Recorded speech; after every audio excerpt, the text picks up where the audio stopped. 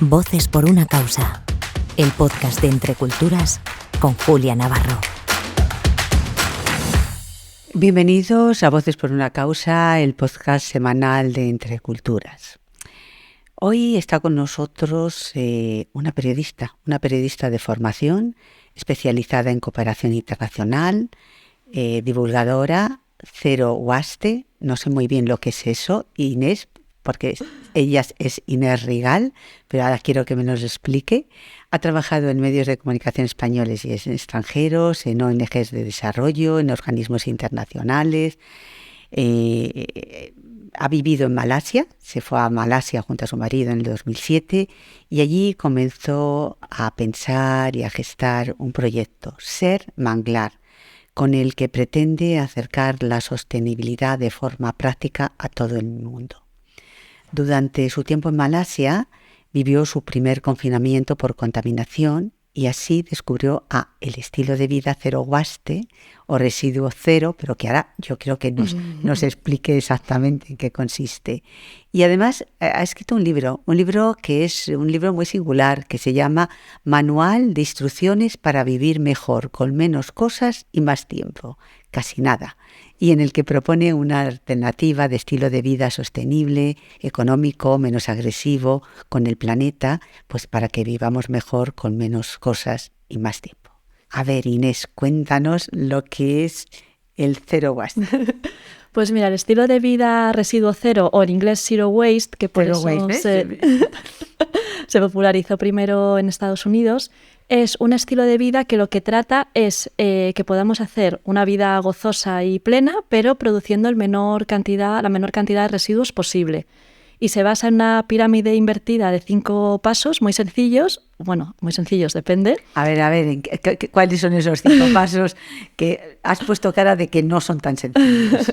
Es una pirámide invertida porque va de lo que más debemos hacer a lo que menos residuos deben llegar. Entonces, el primer paso es rechazar, ¿no? Decir que no a todo aquello que no necesitamos, con lo que volvemos a casa al final del día y que verdaderamente no queríamos, que aceptamos porque nos da a lo mejor vergüenza decir que no queremos esa muestra o ese regalo o esa...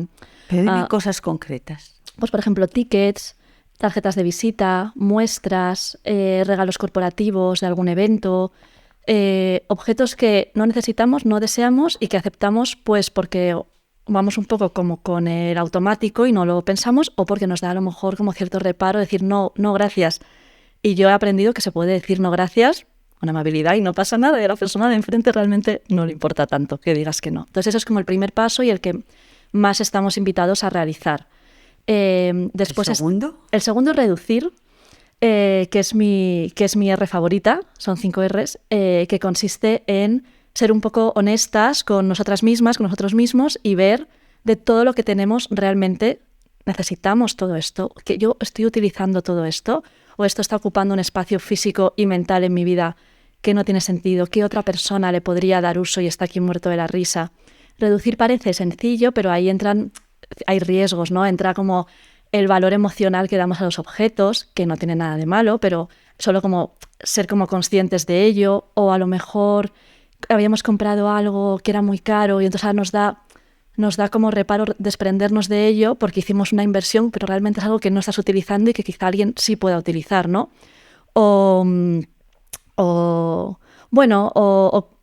Ahora tenemos 2, vamos a la tercera.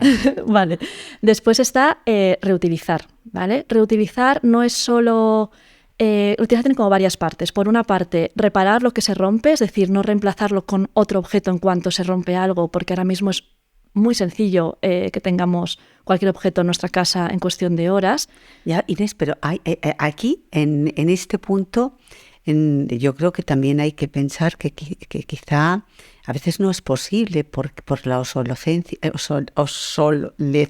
de los objetos, ¿no? Uh-huh. Y de las máquinas y también de la ropa. Es decir, está ya todo programado para que dure un cierto tiempo. Totalmente. De hecho, hay un movimiento europeo que es el Right to Repair, el derecho a reparar, que lo que busca es que los fabricantes, sobre todo en el tema tecnológico, que es el que suele haber más problema, y también electrodomésticos, haya un índice de reparabilidad. Igual que hay un índice ahora energético, el ABCD, que lo vemos en las etiquetas si compras una lavadora o cosas así, que haya un índice de decir, vale, este objeto se te rompe, el fabricante, ¿qué compromiso tiene de que te pueda reemplazar una pieza? ¿Cómo de fácil es arreglarlo?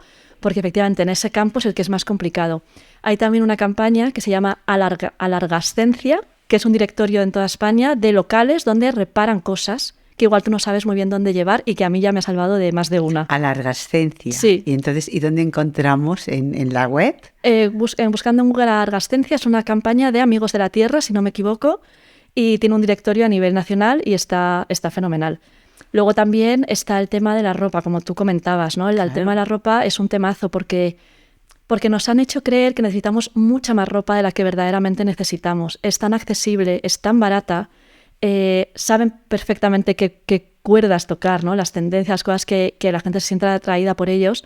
Y ahí hay un punto en reducir, pues eso, hacer un ejercicio de honestidad, de verdaderamente yo, de lo que tengo, qué no necesito, qué no me estoy poniendo, por qué sigo teniendo. Al final el Zero Waste lo quería... yo hablo mucho de él y lo divulgo porque creo que es una excusa, es una vía para conectarte como con tus necesidades reales, con otra solidaridad. ¿Quién está al otro lado del que ha hecho esta camiseta que te va a durar el verano y ya, porque es muy mala? Entonces, bueno, reducir va por ahí, va por reparar, reutilizar, va por reparar, va por eliminar... hemos hecho ya 3, la cuarta. Después está reciclar. Reciclar es un poco controvertido a veces porque evidentemente lo que nosotros hacemos en casa es separar el tipo de residuos. El reciclaje es la industria de reciclaje que escapa de nuestro control en ese sentido, ¿no? Evidentemente hay que separar los residuos en casa. El problema es que la industria de reciclaje no puede abarcar el ritmo de consumo que estamos llevando. Entonces, por eso las otras 3 van primero. Por eso primero hay que rechazar, hay que reducir, hay que reutilizar, para que ahí vayan llegando en la pirámide invertida como los menos residuos posibles. Hay envases, en España, por ejemplo, los Tetrabricks no se reciclan. Se recicla la fracción de cartón, pero las otras 2 fracciones, que son plástico y una mezcla de un metal, económicamente no sale rentable el resultado de eso, con lo cual es un tipo de envase, por ejemplo, que no se recicla. Muchas veces no sabemos muy bien a dónde va cada tipo de residuo, porque a veces hay cosas que están muy claras, pero cosas que no están tan claras. Y yo intento también como aportar desde ahí, pero sabiendo que no es lo que nos va a salvar de este mar de residuos en el que vivimos ahora mismo. Y la última es compostar. Compostar cuenta como R, porque en inglés se puede traducir como rot, que es como pudrirse. Claro, aquí pasa una cosa, que es que la basura orgánica contamina. Yo cuando descubrí eso, se me quedó como cara de tonta, porque digo, ¿cómo? Porque tú piensas que la basura orgánica no tiene ningún problema, ¿no? Se descompone, vuelve a la tierra. Bueno, eso es si está en unas condiciones de oxígeno y de humedad que lo propician. Si no, en la mayoría de los casos, como están bajo tierra, empacadas sin luz, sin oxígeno, sin lo que se convierte la basura orgánica es en una emisora muy grande de metano. El metano es un gas con efecto invernadero. Entonces, la invitación, ahora nosotros aquí en Madrid sí que tenemos la separación de orgánica y de restos. Entonces, la invitación es hacerlo bien esa separación para que la basura orgánica verdaderamente vaya a una planta de compostaje y se recicle. O si te animas a hacer el compost en tu casa o alguien tiene una compostadora y se lo puedes llevar. También entiendo que las instituciones públicas deberían de facilitar el que podamos hacer todas estas cosas, ¿no? Porque a veces vamos todos cargados con las distintas bolsitas Sí. y tienes que irte Sí. pues lejos de tu lugar donde habitas normalmente, pues para tirar una bolsa con tal cosa o tal otra. Uh-huh. A veces es complicado y a veces yo creo que también los poderes públicos tendrían que facilitar Absolutamente. Y el que reciclemos, por ejemplo. Y que haya una información grande, los puntos limpios fijos que tienes cerca, los puntos móviles. Sí, o sea, yo, si esto fuera tan sencillo, yo no estaría haciendo como un proyecto de divulgar sobre esto, pero yo lo que veo es mucha gente que tiene el deseo de vivir de una forma pues más sostenible, más ética, con los recursos de la tierra, con las personas que lo habitamos, y yo quiero intentar como ponérselo fácil desde ahí, ¿no? Y ser manglar, ¿se te ocurrió en Malasia? ¿Por qué? ¿Cómo? ¿Y cómo estás llevando adelante esta idea?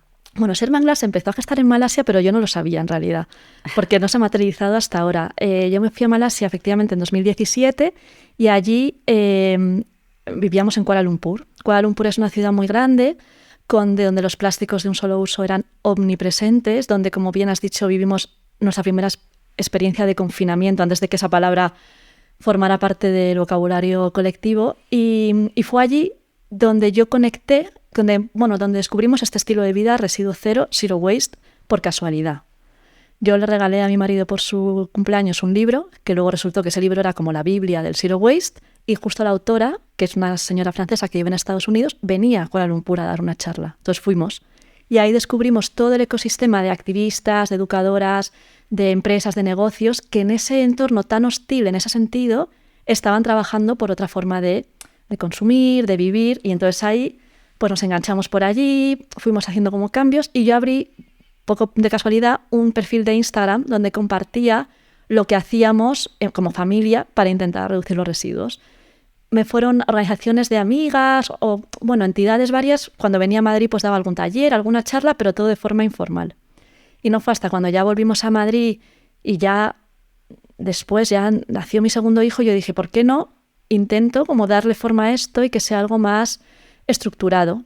Y entonces por eso nació Ser Manglar, y de hecho se llama así porque allí en Malasia también fue donde descubrí los manglares, que es un ecosistema increíble, que es un ecosistema que está entre el agua dulce y el agua salada, y a mí me gusta hacer como el símil de que nosotros también estamos como entre dos aguas, ¿no? Como el único camino posible que parece que podemos llevar, de consumir, de vivir, de ocio, de conversaciones, de lecturas, de cultura, de todo, y a lo que realmente sentimos mucha sed muchas veces de vivir de otra manera, con otro ritmo, con otras conversaciones, prestar atención a cosas que parece que no son importantes y sí lo son. Todos los años, cada cierto tiempo, se celebra esas grandes cumbres en las que asisten jefes de Estado, que llegan en aviones, por cierto, para hablar del clima, para hablar de esa emergencia que hay, del deterioro de nuestro planeta. Pero realmente, ¿cómo lo podemos desde la ciudadanía exigir o hacer que los gobiernos, más allá de ese momento en que se van todos a hacer la foto, tengan acciones que realmente repercutan positivamente en la conservación del planeta?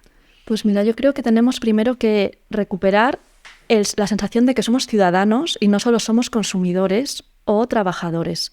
Y es como un aspecto o una identidad que está un poco a veces desdibujada, no por nada, sino porque llevamos unos ritmos de trabajo, nos atraviesan la precariedad de una manera, una serie de factores que nos hacen olvidar ese poder que tenemos como ciudadanos de, oye, podemos juntarnos y podemos demandar cosas y otra forma de vivir. Entonces yo creo que hay varias cosas. Por un lado, aparte de, evidentemente, las elecciones son cuando son, quiero decir que es como un ejercicio de democracia muy cortito, hay que poner en valor, yo creo, todo lo que nos permite vivir aquí, todo lo que posibilita la vida. Es decir, brindar servicios públicos, brindar la sanidad pública, poner en valor la economía de los cuidados, todas las cuidadoras y cuidadores que sostienen que al final el sistema funcione y salga adelante, los que cuidan a las personas mayores, la educación infantil, las escuelas infantiles públicas, como reclamar las cosas que hacen que la vida esté más como más en el centro, ¿no? De alguna manera. Luego hay otra parte que es que a veces nos quedamos un poco como que solo hay acción individual y luego la acción como de los grandes gobiernos, las grandes empresas, pero en la mitad está ese nivel comunitario al que es difícil llegar a veces por los ritmos de vida y desde el que también se pueden hacer acciones, porque creo que necesitamos acciones a nivel nacional, pero muchísimo también a nivel local de los ayuntamientos, muchísimo, porque a la gente le afecta mucho lo que pasa en su barrio, cómo son sus calles, qué comercios hay, cómo se puede desplazar. Entonces, yo creo que intentar juntarse con otras personas para causas que, aunque puedan parecer muy pequeñas, aunque sean a nivel muy local de tu barrio, tienen un impacto en el entorno y en los demás, y sentirte como menos solo o menos desvalido ante lo que puedan decidir en unas cumbres anuales unos jefes de Estado. ¿Te está costando mucho convencer o convencernos de que formemos parte de esta forma de vivir de zero waste? Pues, a ver, yo lo que percibo en mi entorno y la gente con la que voy tratando a través del proyecto, entidades que se me acercan, es que hay un deseo de cambiar las cosas, porque todo el mundo ama, o sea, todo el mundo tiene lugares, la naturaleza, que ama, y tiene recuerdos de la infancia de lugares que ama. Y yo intento hacer un poco el llamamiento desde allí, no desde el, oye, es que ahora hay que hacer esto porque el futuro está muy negro, porque pasa... No, vamos a hablar...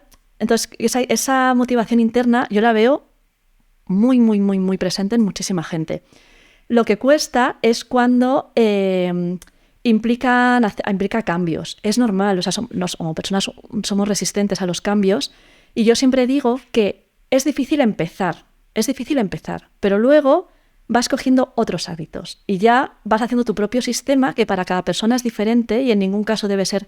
Yo siempre hablo del valor de la imperfección, porque es que es la única manera de hacer las cosas. No tienes un sistema perfecto en el que toda tu basura de un año quepa en un tarro de cristal. Ese no es el objetivo, no es por ahí. Yo lo que intento es hacer ver que ese pequeño cambio de hábitos, que al principio puede costar, porque de repente tengo que localizar otros comercios de mi barrio, de hacer la compra o tengo que tal... Cuesta al principio, pero luego es crear como un sistema nuevo que a ti te funciona, ¿no? Entonces, bueno, ahí vamos. ¿Cómo se te ocurrió escribir ese libro, Manual de Instrucciones para vivir mejor, con menos cosas y más tiempo? Bueno, no se me ocurrió a mí, la verdad que no se me ocurrió a mí. Yo además formo parte de una asociación cultural que se llama La Imprenta, que es a la vez editorial independiente, librería y centro cultural. Entonces ahí somos pues un grupo de personas, de amigos, y me lo propusieron dentro de la colección de Manual de Instrucciones. Es una colección muy chula de libros como sencillos, muy manejables, nada extensos, como breves, vamos, como 100 páginas. Y entonces me lo propusieron y claro, dije que sí, porque te lo proponen tus amigos y pues dije que sí.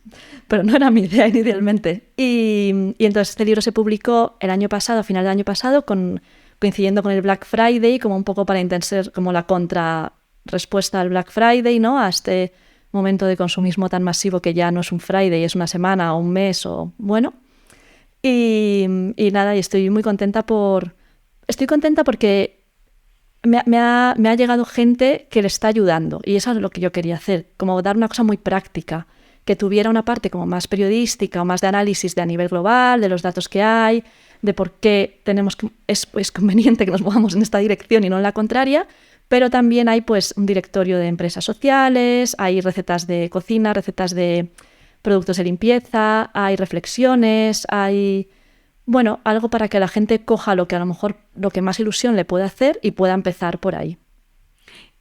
¿Qué papel deberían de tener los medios de comunicación en todo este proyecto? Bueno, yo creo que al final todos los actores de la sociedad tenemos algo que aportar para cambiar un poco el modelo de consumo frenético en el que estamos y desapegarnos de alguna forma de las urgencias publicitarias, de todos los llamados que tenemos, de hablar, de tener otro tipo de conversaciones, tener otro tipo de ocio. O sea, yo creo que todos tenemos un papel ahí, ¿no? Y los medios de comunicación, uno muy grande, evidentemente, por la influencia que tienen en la sociedad, ¿no? Yo creo que el reto ahí es grande porque, por una parte, está el tema de que intentar poner la crisis climática en los medios es complicado, porque se hace solo cuando pasan como eventos puntuales, ¿no? Como, por ejemplo, la sequía que estamos atravesando ahora en España, ¿no? Pero idealmente sería un tema transversal, porque muchas cosas se explican desde allí, ¿no? De subida de precios de alimentos, de conflictos, de entender que estamos mucho más interconectados de lo que nos creemos a este nivel, ¿no? O sea, la contaminación del aire no entiende de fronteras, la falta de agua, este tipo de cosas, ¿no?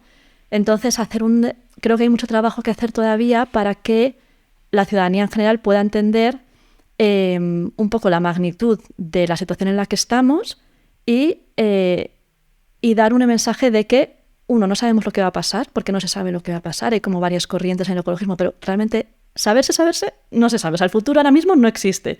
Entonces, hacer un ejercicio de, oye, como ciudadanos podemos preservar lo que amamos, podemos preservar la vida que conocemos como la conocemos hasta ahora, vamos a ello, ¿no? De alguna manera, bueno, es un ejercicio yo creo que de responsabilidad, pero que también pone en cuestión todo el sistema. Claro, esa es la gran dificultad, ¿no? Cuando me comentabas de las grandes cumbres, ¿no? La gran dificultad es que seguimos en un sistema que busca un crecimiento infinito cuando ya sabemos que los recursos son finitos. Entonces da mucho miedo, y a ver quién se atreve a hablar de que lo que tenemos que empezar a hablar es de decrecer en vez de seguir este crecimiento. Y en este decrecer y en esta transición energética fundamental, distribuir esta riqueza, es decir, no dejar a la gente atrás porque tú te dedicabas a una industria que ahora vemos que es mejor abandonar, ¿no? Entonces el reto es tan grande que... Es una propuesta de un cambio de modelo radical. Sí, y de un paradigma, y como de una forma de entender la vida. Al final, nosotros no hemos crecido en un mundo que creíamos que era de una manera y que la vida iba a ser de una manera, y ahora parece que tenemos que recalcular, ¿no? Y claro, es un recalculamiento, es un recálculo, no sé cómo decirlo, tan grande que es complicado, pero yo creo que lo importante, sobre todo, es mantenernos informados, a saber lo que pasa, pero ya no solo por un ejercicio intelectual, sino por un ejercicio de fraternidad y de solidaridad, porque al final hay muchísima gente que ya está sufriendo la crisis climática, que ya lleva años sufriéndola, ¿no?